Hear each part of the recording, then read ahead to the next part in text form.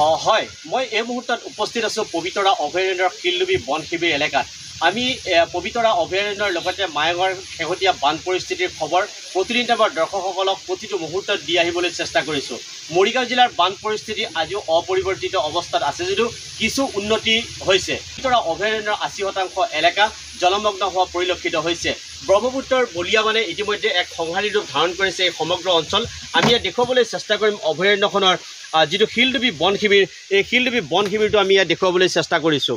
এয়া চাওক, শিলডুবি বন শিবিৰটো এনেদৰে কিদৰে বানে আগুৰি লৈছে ব্ৰহ্মপুত্ৰৰ বলিয়ামানে, এয়া আমি দেখুৱাবলৈ চেষ্টা কৰিছোঁ। এইদৰে শিলডুবি, কুচিয়ানী, খলাভূঞা, কুকুৱাৰী, জোগদল, অমৰামূল, টোপলুং, পাগলাডোবা, নেকেৰাহাবি, কমাৰপুৰ, তামুলীডোবা, পাগলাডোবা আদি অঞ্চল সম্পূৰ্ণ জলমগ্ন হৈ পৰিছে। অভয়াৰণ্যখনৰ ৮০% এলেকাত জলমগ্ন হৈ পৰাৰ ফলত ইয়াৰ বন্যজন্তুবোৰৰ মাজত এক হাহাকাৰ পৰিৱেশ বিৰাজ কৰা পৰিলক্ষিত হৈছে। আৰু এই শিলডুবি বন শিবিৰটোৰ যিসকল বনকৰ্মী আছে তেওঁলোকে এখন পেডেল বোট, যিখন পেডেল বোট সম্পূৰ্ণ সুচল নহয় যদিও এই পেডেল বোটখনেৰে তেওঁলোকে অহা যোৱা কৰে আৰু ৰাস্তাটোৰ ইপাৰ সিপাৰ কৰে। তেওঁলোকৰ যেতিয়া প্ৰয়োজনীয় সামগ্ৰীৰ প্ৰয়োজন হয় তেতিয়া তেওঁলোকে এই পথটোলৈ আহে এই পেডেল বোটখনেৰে, আৰু এই ঠাইখিনিতে তেওঁলোকে এনেদৰে নামি তেওঁলোকে নিজৰ ৰেচন পাতিসমূহ তেওঁলোকে লৈ যাবলৈ চেষ্টা কৰে। আমি ইয়াত দেখুৱাইছোঁ, এইটো হ'ল শিলডুবি বন শিবিৰ, পবিতৰা অভয়াৰণ্যৰ এটা অতি গুৰুত্বপূৰ্ণ বন শিবিৰ।